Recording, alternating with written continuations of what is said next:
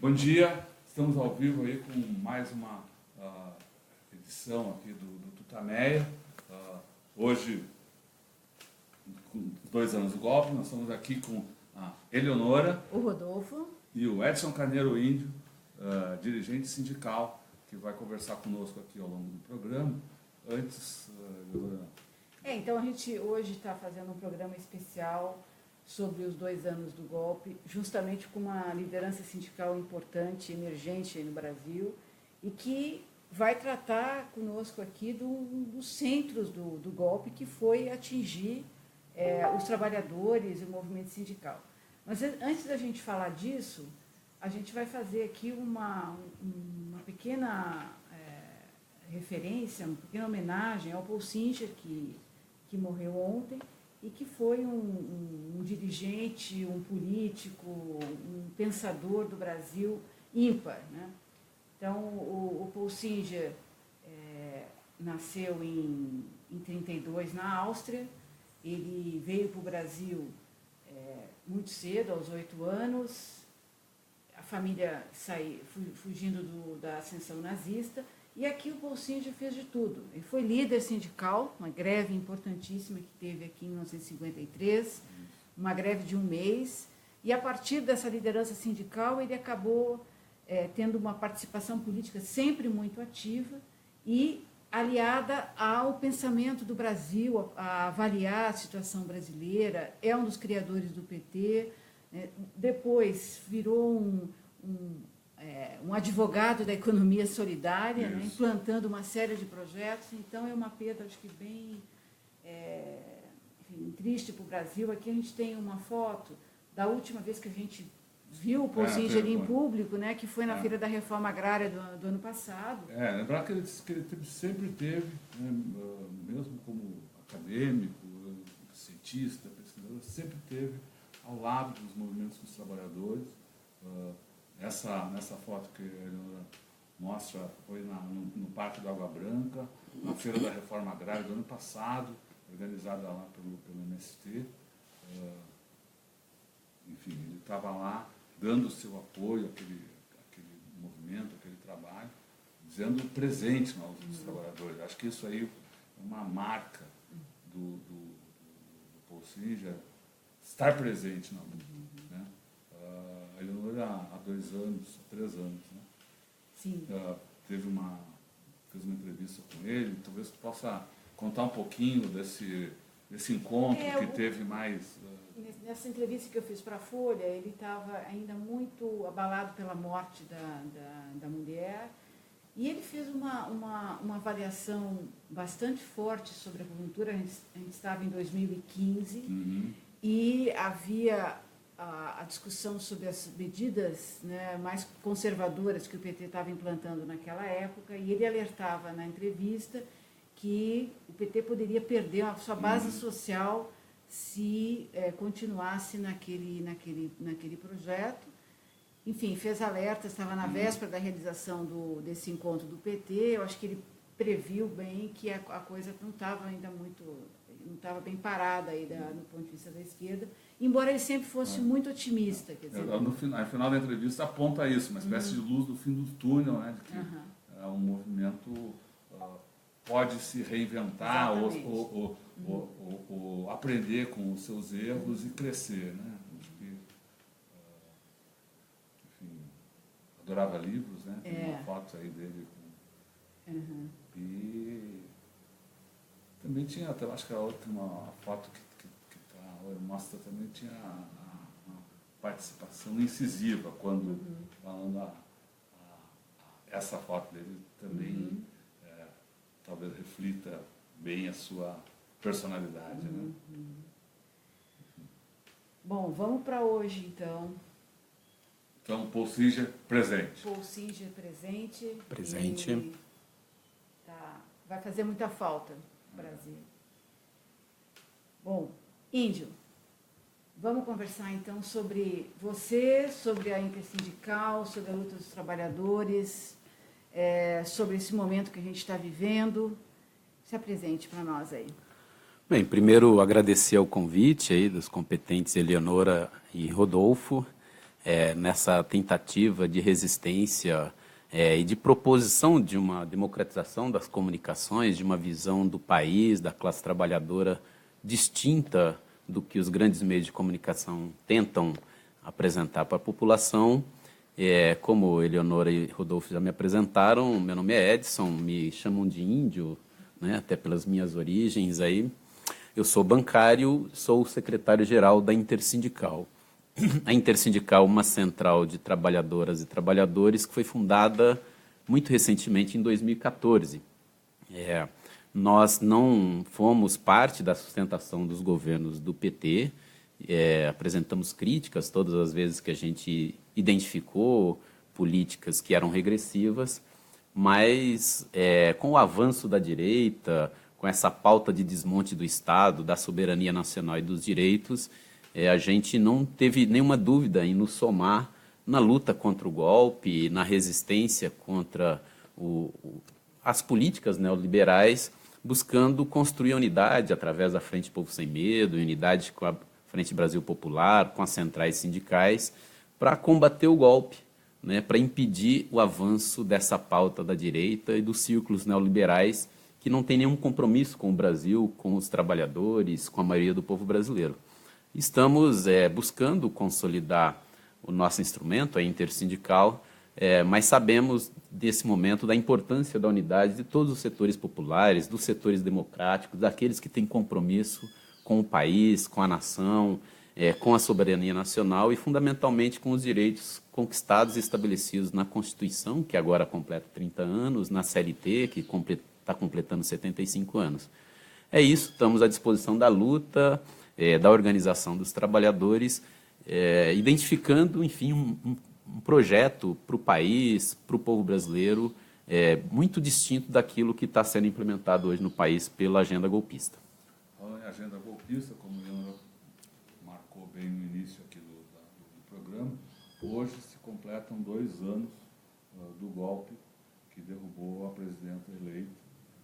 O que aconteceu nesse período em relação ao Brasil, mas especialmente em relação aos trabalhadores? Qual é o balanço desse período aí, a partir do olhar aí do movimento sindical? O balanço é absolutamente grave, né, e muito negativo. Na verdade, o golpe foi ensejado aí pela disposição do grande capital em instalar um governo, ainda que ilegítimo, para desmontar o Estado, para desmontar as conquistas da Constituição de 88 e para impor uma agenda de desmonte, né? Nós tivemos inicialmente a aprovação de um projeto que permitiu a terceirização irrestrita, ainda muito controverso, absolutamente inconstitucional. Depois tivemos a aprovação da reforma trabalhista, que na verdade deformou todo o conjunto de direitos estabelecidos na CLT. Tivemos a aprovação da emenda constitucional 95, que busca, enfim, estancar os investimentos públicos para transferir a renda pública para o grande capital. Tivemos aí uma agenda de privatizações, de entrega dos recursos naturais, enfim, uma agenda que está em curso ainda. Estamos vendo agora a tentativa de privatização do setor elétrico, que é gravíssimo, né? Nenhum país do mundo minimamente sério levou essa agenda a cabo. Enfim, e temos, por outro lado, uma diminuição dos espaços democráticos, na verdade, quase que a gente pode caracterizar como o estabelecimento de um estado de exceção, onde as liberdades democráticas, as garantias constitucionais estão sendo todas elas desconsideradas pelos poderes constituídos do país, o poder judiciário, o poder executivo, o poder legislativo. Temos uma movimentação muito estranha e preocupante nos círculos militares, aí, que deve preocupar todos os setores democráticos. Então, o balanço desses 2 anos de golpe é uma tragédia para o povo brasileiro, uma tragédia para a soberania nacional, uma tragédia para a imensa maioria do povo. E a tarefa dos setores populares é barrar o golpe, né, e inverter essa agenda do país. Nós precisamos de uma agenda de desenvolvimento, de igualdade social, né, de garantia da democracia, para que o país possa voltar para permitir para o povo brasileiro vida digna. Como é que o movimento sindical tem atuado nessa batalha de enfrentamento do golpe? Qual é a sua avaliação, assim, entre vitórias, derrotas, como é que tem sido até agora esse enfrentamento? Pois é, particularmente no tema da reforma trabalhista, onde o movimento social, o movimento dos trabalhadores e o movimento sindical em particular empreendeu uma batalha, né? Nós estamos agora, dia 28 de abril, também completa um ano da greve geral que paralisou o país, né? Vamos lembrar que naquele momento a gente conseguiu colocar o golpismo na retaguarda e foi suficiente para impedir a aprovação da reforma da Previdência que o governo tentou até o final do ano, né? A resistência à reforma trabalhista, à terceirização, ela segue sendo no cotidiano dos sindicatos, no cotidiano do movimento sindical. Tem uma tentativa de avançar nas formas precárias de contratação da força de trabalho, através da pejotização, da terceirização irrestrita, do falso trabalhador autônomo, que na verdade é uma forma precária e informal de contratar. Os sindicatos têm buscado dar essa batalha, principalmente através do estabelecimento nas convenções coletivas, nos acordos coletivos, de travas para que isso não se torne uma realidade, né? Na verdade, o texto votado da reforma trabalhista ele é absolutamente inconstitucional, né? Fere os princípios constitucionais da dignidade da pessoa humana, da valorização do trabalho, do princípio de não regressão social, tudo isso foi desconsiderado. E a batalha segue. Nós acreditamos que ainda há muito o que fazer. Há uma luta no Congresso Nacional, que nós achamos que nesse momento não tem muita condição de vitória, dado a composição do Congresso Nacional, mas a luta direta, a luta cotidiana nos sindicatos vem sendo empreendida. Nós achamos que ainda, claro que o grande capital logrou um tento aí, mas a luta e a resistência vai seguir e nós temos certeza que a gente ainda vai restabelecer os direitos que foram destruídos aí por essa reforma trabalhista. Você lembrou muito bem aí a greve de 28 de abril do ano passado. Ela marcou, além da importância em si, ela marcou um momento histórico, talvez, do movimento sindical, que foi a ação conjunta das centrais, né? Você pode falar um pouco de como foi o processo que levou a essa, não é uma unificação, mas é um trabalho solidário, um trabalho conjunto, que parece que está se mantendo, mal ou bem, ao longo se manteve mal ou bem ao longo do último ano e vai ganhar, parece que está ganhando força. Essa unidade construída desde o golpe, uma unidade concreta em cima da defesa dos direitos, foi fundamental, né? O Brasil, no 28 de abril do ano passado, parou, coisa que eu milito no movimento há quase 30 anos. Comecei, aliás, militando através de uma greve geral convocada em 1990 contra o Plano Collor, que naquele momento, expropriou os recursos do povo brasileiro. E o que a gente verificou agora no 28 de abril foi uma grande unidade do movimento social, do movimento sindical, mas também uma grande compreensão do povo naquele momento, né? Houve uma mobilização que extrapolou as fronteiras do movimento sindical.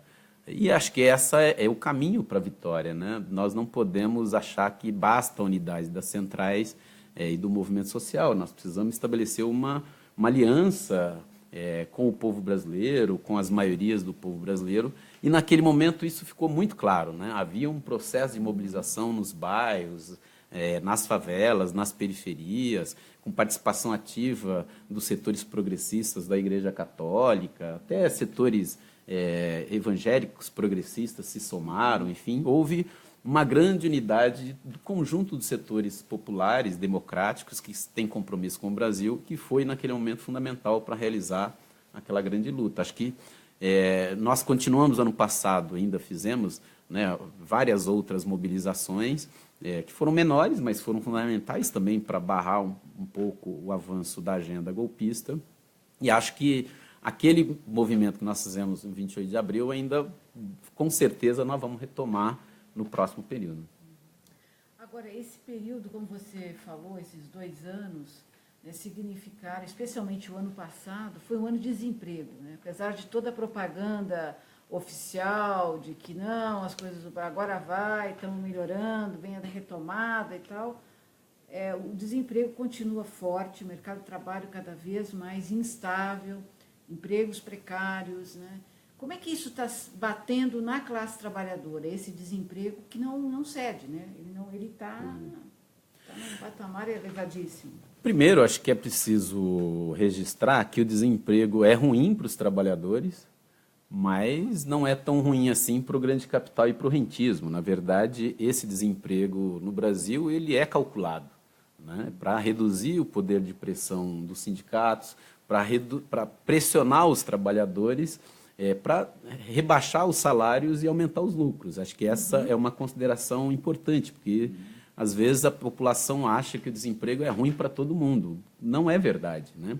Nos diversos momentos de crise econômica, no Brasil e no mundo, os governos aumentam o desemprego através de uma política monetária, da política fiscal, da política cambial, dos instrumentos de política econômica. É planejado, isso que você falou, né? É um desemprego planejado, assim como nós tivemos uma recessão que também foi uma recessão programada, né? E o governo apresenta dados que não condizem com a realidade. E uma outra coisa muito grave... Você tem... Não, primeiro, as pesquisas que identificam o desemprego no Brasil, ela identifica quem está à procura de emprego.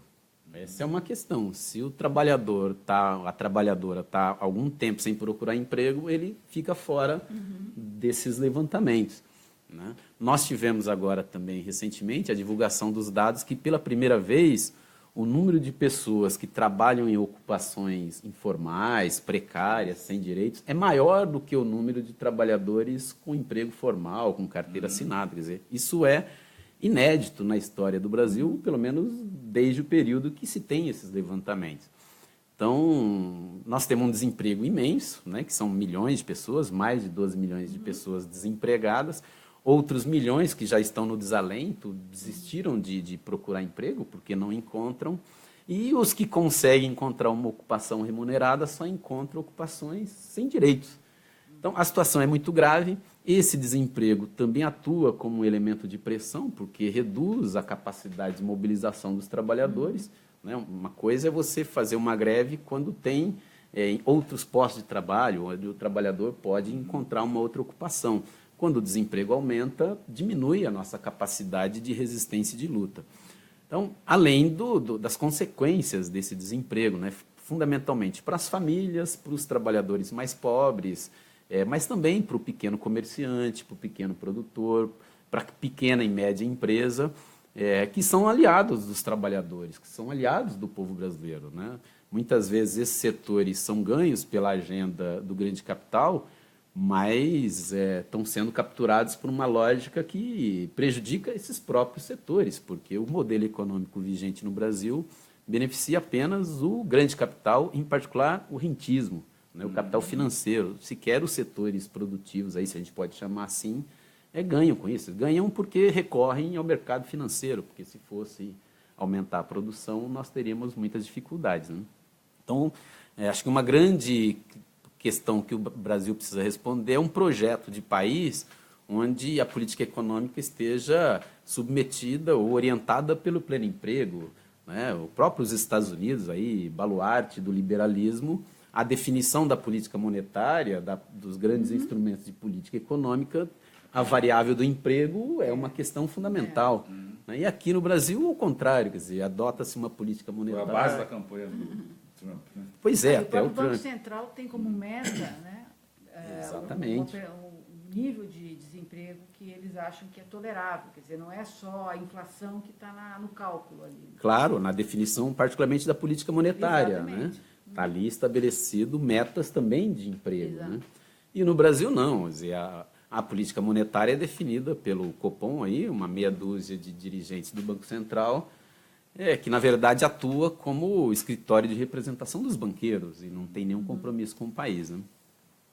A gente está conversando aqui com Edson Carneiro, índio, um dos dirigentes sindicais da nova geração, como a gente está falando aqui, e que a gente trabalhando, discutindo aqui um balanço dos 2 anos do golpe que se completam hoje, e queria convidar você a contribuir para que essa discussão chegue a mais gente. Então compartilhe aí essa entrevista ao vivo, divulgue para os amigos e tal.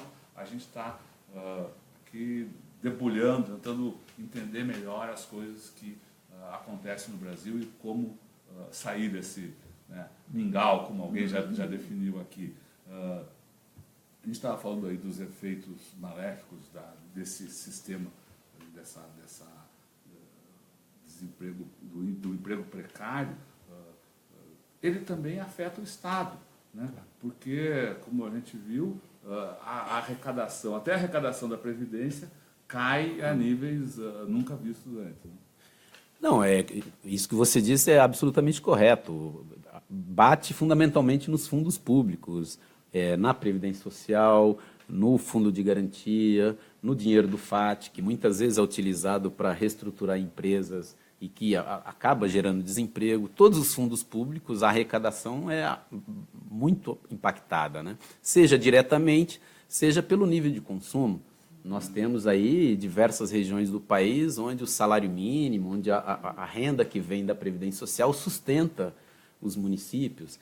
E a redução dos direitos, que na verdade leva à redução dos salários, vai impactar o conjunto da economia, né? O que a gente precisaria era o contrário, valorizar os salários, valorizar o mercado interno, aumentar o poder de consumo da população, para que a economia, a roda da economia pudesse girar. Infelizmente, nós temos aí um golpe que atua em sentido contrário, né? Enfim, acho que é a parte da batalha que nós temos que fazer, né? Um dos grandes problemas do Brasil, e já não é de agora, é essa precarização do trabalho, né? Nós temos o grande capital, os empresários sempre reclamaram que o mercado de trabalho brasileiro era muito inflexível, né? Coisa que não condiz com a realidade. Nós temos uma das maiores rotatividades no mercado de trabalho do mundo. O nível de rotatividade da força de trabalho em diversos setores é absolutamente inaceitável, né?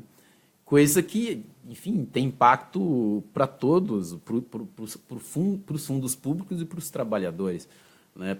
O Brasil, já nessa coisa de dizer que o mercado de trabalho era inflexível, nós tínhamos já muito trabalho precário, né, o avanço da terceirização, o avanço da pejotização, né, essa rotatividade que, lembrando, mesmo no período de pleno emprego, a rotatividade não diminuiu. Né? Você tem setores como a construção civil que a rotatividade é mais de 100%, ou seja... Mais de 100% no mesmo ano. No mesmo ano. Ou seja, toda a força de trabalho é trocada. Ela é substituída. Então, você tem um conjunto, uma geração de pessoas que ela alterna um período com emprego, outro período desempregado, levando uma instabilidade, uma insegurança nas famílias absurda, né? Em vários países do mundo, vigora o que a gente chama da Convenção 158 da OIT, que proíbe demissão imotivada. Mais de 100 países do mundo existem regras. A empresa não pode chegar e demitir o trabalhador sem nenhuma justificativa. E no Brasil, não. No Brasil, basta o chefe estar de mau humor, enfim, por qualquer razão, essa força de trabalho é substituída. E mais, né, eles usam essa rotatividade porque eles demitem um trabalhador e o que vem ganhando menos, vem com menos direitos para fazer o mesmo trabalho, a mesma função, a mesma rotina. Ou seja, serve apenas como para alavancar o lucro das empresas, trazendo prejuízo para o povo brasileiro, para o país, enfim. A gente tem falado aqui bastante também sobre o aspecto além da rotatividade, do problema da demora das pessoas em conseguir, está demorando o tempo que a pessoa consegue um emprego, né? 6 meses, 1 ano, quer dizer, o tempo que fica sem ocupação está crescendo, né? Atingindo, claro, mais velhos, prejudicando muito a vida das famílias, como você está falando. Claro, pega todos os setores, os mais velhos, os mais jovens, né? São as duas faixas mais atingidas. As pontas, né? A juventude quase nunca encontra um emprego com mínimo de direitos, né? Eu estou completando 50 anos e me lembro, assim, há 30 anos atrás você tinha um emprego, tinha um registro em carteira, tinha os direitos mínimos garantidos. Tinha uma perspectiva de futuro mais visível, né? Minimamente, né? Agora não, quer dizer, essa insegurança absoluta das pessoas e como a Eleonora registra, quer dizer, o tempo para encontrar um novo trabalho, uma nova ocupação, aumenta muito e quando encontra o bico. né? Na verdade, é bico, que tem vender bolo, fazer bolo para vender no café da manhã, vender chiclete no trem, ou fazer pequenos trabalhos, viver de bico, né? E nós não podemos achar que é possível construir um país, né, um país da dimensão continental que o Brasil tem, enfim, com os problemas sociais que a gente tem historicamente, a formação social brasileira absolutamente desigual, desigualdade social, desigualdade regional, onde as pessoas sequer conseguem uma ocupação, né? Isso é um absurdo, né? Agora, essas coisas estão sendo enfrentadas no dia a dia do movimento sindical? O movimento sindical está vivo ou ele está muito, enfim, rebaixado por causa da situação econômica? Aí tem vários elementos que a gente deveria considerar, né? Acho que a gente vem de 30 anos aí de rebaixamento do padrão cultural do povo brasileiro, onde as ideias liberais, o individualismo aumentou muito, quer dizer, o processo de formação das escolas, das universidades, leva para o individualismo, há um desconhecimento completo e que é planejado, né? Isso é levado de forma planejada para desconsiderar o papel do movimento sindical e do movimento social em particular, né? É preciso lembrar que toda a legislação trabalhista no Brasil ela foi conquista da luta. No Brasil e no mundo, o direito do trabalho no mundo ele é consequência da luta sindical. Nenhum governo chegou e estabeleceu garantias e direitos por vontade própria, foram sempre pressão. A própria situação brasileira, né? O Getúlio Vargas tem um papel na história do Brasil, isso é inegável, concorde-se ou não com as contradições, com todas as diferenças que possam ter, mas em 43, quando Getúlio Vargas estabelece a Constituição, a CLT, né? Ali ele estava consolidando direitos que foram conquistados no período anterior, com greves, lembrando agora da greve de 1917, da greve geral de 17, que muitas daquelas conquistas que foram consolidadas na CLT foi ali conquistada com greve, com sangue, com a morte, enfim, com a luta das mulheres em particular, que tiveram um papel fundamental naquela greve de 1917 em São Paulo e em diversas regiões do país, né? Agora, o mercado de trabalho mudou muito. A própria organização das empresas passou por uma transformação enorme. Quer dizer, antes se tinha o chão de fábrica, se tinha grandes concentrações operárias, talvez uma situação mais fácil de atuação dos sindicatos. Hoje o trabalho está disperso, né? Tem muita PJ, como você falou, tem muita cooperativa de trabalho, tem uma série de formas de diluição do trabalho. Isso dificulta muito a atuação sindical. Como é que vocês atuam para superar esse entrave aí na organização dos trabalhadores? Eu acho que a sua pergunta já ajuda a responder a questão que o Rodolfo fez, né? Quer dizer, há um rebaixamento do padrão cultural, há uma despolitização que atinge também o movimento sindical. E há fundamentalmente isso que você coloca, Leonora. A reestruturação produtiva trouxe uma nova conformação do trabalho. Nós não temos mais aquela fábrica fordista que concentrava milhares de pessoas, mesmo nas fábricas, nos bancos, no comércio. Então, houve uma profunda alteração visando fragmentar o trabalho, pulverizar e, fundamentalmente, através da contratação, né? A contratação tem sido o mecanismo dessa fragmentação. Então, é muito difícil você organizar um trabalhador terceirizado que, primeiro, ele já tem uma dificuldade de estabelecer um vínculo entre os colegas, né? Depois você tem também uma alta rotatividade. Quer dizer, o sindicato chega ali, conversa com esse trabalhador, às vezes consegue filiar, na semana seguinte esse trabalhador já está em outro lugar. Então, essa é uma questão concreta, né? Essa reestruturação produtiva mudou profundamente o mercado de trabalho e dificulta muito a organização sindical, fundamentalmente isso. Claro que tem categorias que conseguiram dar respostas mais ou menos organizadas para isso, busca-se, de alguma forma, organizar esses trabalhadores com muita dificuldade, né? E, por outro lado, a gente também teve uma fragmentação política no último período. Nós temos, portanto, dois tipos de fragmentação, se a gente pudesse chamar assim, grosso modo, né?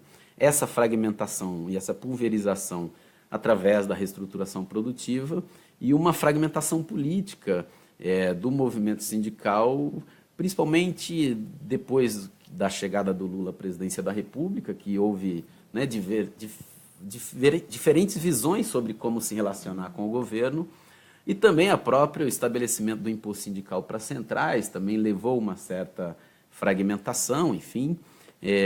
O que nós achamos é que a gente tem que fazer o caminho inverso dessa fragmentação.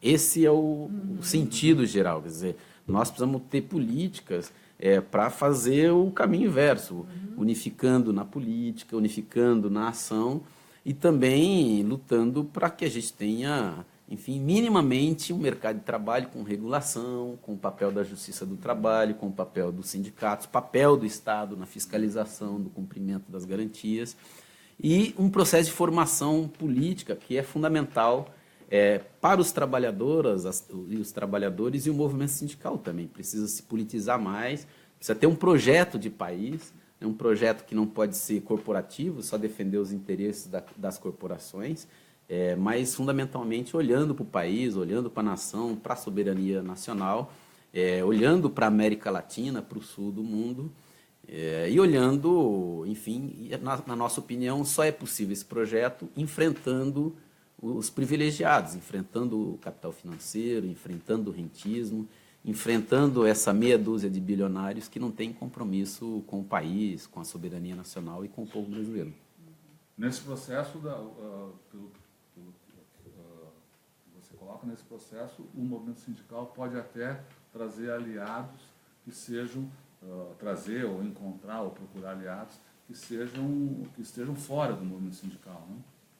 Essa aliança já foi forjada de alguma forma no último período, né?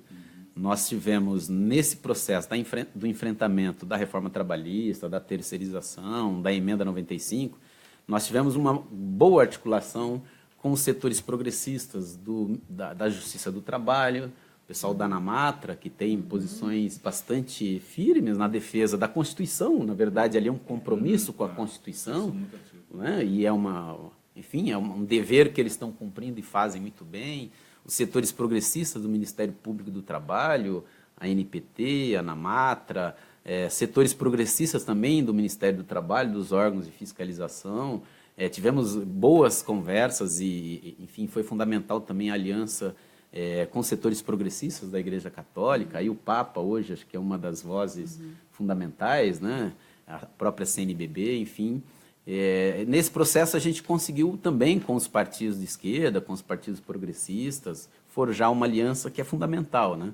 Nós precisamos aumentar a adesão para isso do povo, né? Do povo pobre, enfim, das camadas, das massas trabalhadoras que até têm vontade de participar, mas não encontram qual é o mecanismo, qual é a via, né? Qual é o caminho de unidade, né? Acho que esse é o desafio principal da esquerda e dos setores populares. Você falou antes de como o golpe se organizou ao desemprego, à precarização do trabalho e, ao mesmo tempo, a medidas para sufocar o movimento sindical, né? Anestesiar ou cortar recursos, esvaziar o movimento sindical. Como é que os sindicatos podem fazer para romper esse cerco do ponto de vista da organização? Eles podem sobreviver sem imposto sindical? Devem reforçar a luta pelo imposto sindical? Como é que os sindicatos estão sobrevivendo nesse cerco, digamos, imposto pelo golpe? Não, já tem várias iniciativas em curso. Acho que a mais importante nesse momento várias categorias. Os sindicatos estão realizando assembleias, né, e debatendo com os trabalhadores mecanismos de sustentação financeira. Acho que esse é o caminho, né? Porque também a gente precisa aproximar os sindicatos dos trabalhadores e os trabalhadores dos sindicatos. Então, me parece que o melhor caminho é debater com os trabalhadores em assembleias. Não pode ser uma decisão individual, na nossa opinião. Não existe decisão individual para o trabalhador. Nenhum trabalhador chega para o chefe e diz: eu vou assinar ou não vou assinar, vou fazer. Quer dizer, a pressão que esse trabalhador sofre cotidianamente impede que ele tenha um mínimo de autonomia. Então, a única forma democrática que a gente verifica nesse ponto é de forma coletiva. O fim do imposto sindical, como o golpe implementou, não tem nada de busca de democratização do movimento, como uma parcela importante sempre defendeu, né? Uma parcela que veio das experiências do novo sindicalismo, aí a partir dos anos 70, sempre questionou essa forma de sustentação. É uma questão muito polêmica, né? Não está pacificado isso. Tem diferenças entre os diversos setores da classe trabalhadora. Uma coisa é o impacto disso no servidor público, que tem estabilidade no emprego, né? Que fica ali um mau tempo, que o sindicato tem condições de filiar esse trabalhador e de sustentar o sindicato apenas com a receita voluntária da filiação. Você tem setores também industriais, os setores, particularmente no ramo metalúrgico, que também tem uma forma de organização que é bem mais consolidada. Agora, como é que você sustenta um sindicato onde a rotatividade é imensa? Construção civil, por exemplo. Construção civil. Não tem, é muita dificuldade, né? Porque você filia esse sindicato e o mês que vem esse trabalhador perde o emprego, quer dizer, você tem que voltar a filiar. Então, nós precisamos buscar mecanismos democráticos que permitam a sustentação dos sindicatos. Eu acho que isso os sindicatos vêm buscando fazer, nós estamos fazendo esse debate na intersindical, com os sindicatos filiados. Acho que nós estamos num momento ainda de arrumação, né, de rearranjo da situação após a aprovação do texto da reforma trabalhista, mas me parece que a resposta é o diálogo com os trabalhadores. E é explicar para as categorias, para as mulheres e homens que constroem a riqueza do país, a importância da organização sindical. Né? Lembrando que isso, quer dizer, o direito, e fundamentalmente o direito do trabalho, é conquista. Né? Direito é luta, direito é resistência, direito é organização. E como é que os empresários estão reagindo à reforma trabalhista? Porque, ou à reforma trabalhista, como alguns se fala, eles têm aplicado regiamente essa lei, eles estão com receio da contestação justamente pela inconstitucionalidade de vários pontos. Como é que eles têm reagido? E eles, na verdade, essa reforma esmaga o mercado de trabalho e esmaga o mercado consumidor dos próprios produtos das empresas, que as empresas produzem. Quer dizer, é uma contradição aí. Como é que você vê do ponto de vista empresarial essa reforma?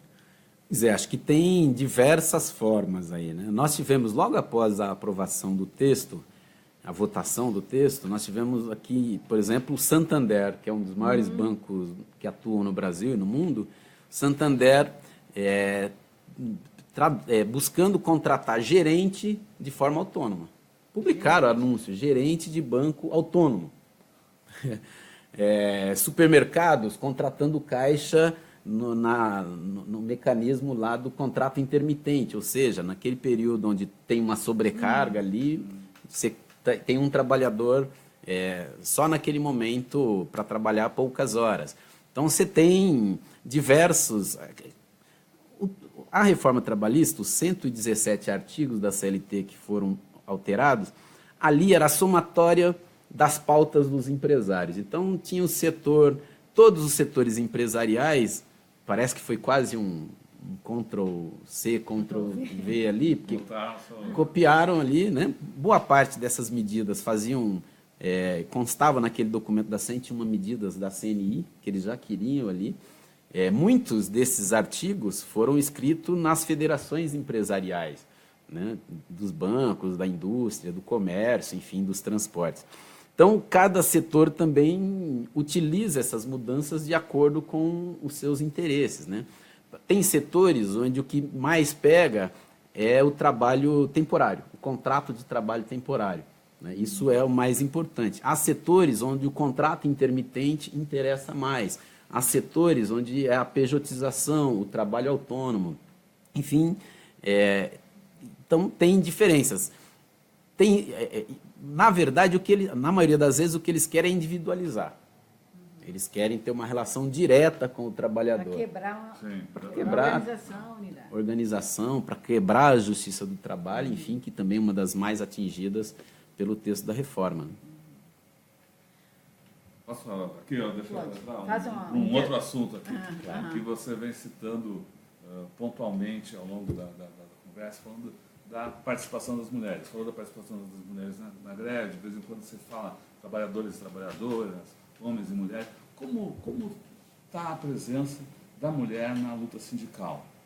E, enfim, em todas essas lutas que vêm sendo travadas aí pelo movimento dos trabalhadores. Me parece que a participação das mulheres é cada vez maior, né?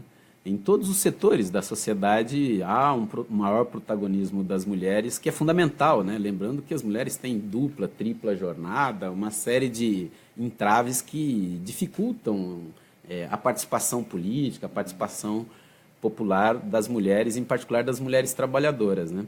Há diferenças. A minha categoria, por exemplo, a categoria bancária, nosso sindicato aqui, a presidente do sindicato é mulher, negra, a secretária-geral do sindicato é mulher, negra, a tesoureira do sindicato é mulher. Enfim, nós temos nos setores da educação, tem muitas diferenças, né?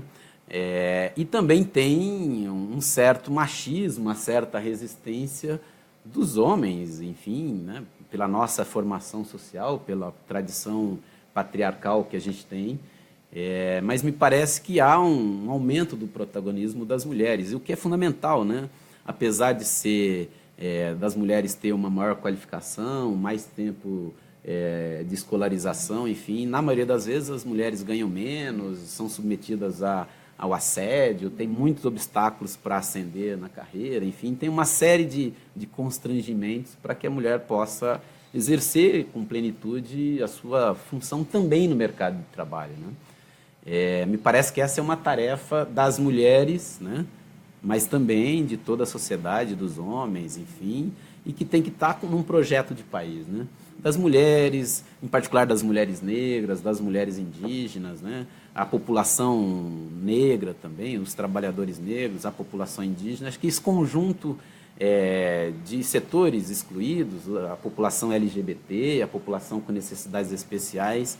Agora, na minha compreensão, muito modestamente, quer dizer, essas lutas, elas são fundamentais, mas elas não podem fragmentar, né? Elas têm que ter uma totalidade. E essa totalidade, a meu ver, é o que conforma a classe trabalhadora, o povo brasileiro, né? Quer dizer, você não pode fazer dessas lutas estanques. Essas lutas e essas pautas, elas têm que estar articuladas num projeto global para o país, para a nação, porque apenas dessa forma é possível emancipar mulheres e homens, emancipar a população, para que a gente possa ser feliz também, né? Porque é para isso que a gente está aqui, né? Talvez também por isso que o movimento sindical venha, acho que ao longo de sua história, mas marcadamente aí nesse período do golpe, ele vem no último período, ampliando sua atuação com reivindicações não só de caráter sindical, mas se somando aí às lutas políticas. A gente teve a oportunidade de estar lá no início, no último ato da caravana de Lula pelo Sul, tinha uma importante presença do movimento sindical lá, você mesmo estava lá, falando dessa necessidade de imbricar, de união dos diversos setores do país aí na luta pela democracia e pela soberania nacional, que foi basicamente o seu ponto lá, não é isso? Não, é isso, acho que... Segue aí que eu vou fechar essa porta aqui, que está muito barulho. O desafio é articular essas diversas lutas, essas diversas pautas, as diversas formas de organização num projeto global. No momento em que a democracia do Brasil está sendo absolutamente desrespeitada, né, enfim, pisoteada, a democracia é ponto fundamental na luta política do país. Assim, nós não podemos imaginar que qualquer luta, qualquer reivindicação, uma das coisas que a gente tem discutido na Intersindical é a luta por salário, a luta por direitos, as próprias campanhas salariais, enfim, elas têm que estar articuladas com a luta pela democracia no Brasil, pela liberdade do presidente Lula, pelo direito do presidente Lula ser candidato, que não é um direito apenas do presidente Lula, não é um direito apenas do PT de lançar o seu principal nome à presidência da República, é um direito dos milhões de eleitores que se propõem a votar no Lula, e um direito está sendo desrespeitado. é um dever das demais candidaturas democráticas do país defender esse direito. Quer dizer, o direito do Lula ser candidato está sendo defendido muito claramente, por exemplo, pelo companheiro Guilherme Boulos, né, do MTST, que fez uma aliança com o PSOL e é candidato à presidência da República e tem claro a importância dessa defesa da democracia, da candidatura da Manuela Dávila, do PCdoB do Rio Grande do Sul, que também tem claro essa importância. Quer dizer, a luta pela democracia, a luta por eleições livres é uma questão fundamental das mulheres e homens, até porque, no nosso olhar, essas eleições de 2018 deve servir para o setor progressista, para o setor democrático da população, fazer um debate com o povo e, ao final da eleição, revogar as medidas que foram adotadas pelo golpe. Quer dizer, a eleição para nós deve servir para isso. A eleição presidencial muito importante porque define os rumos do país.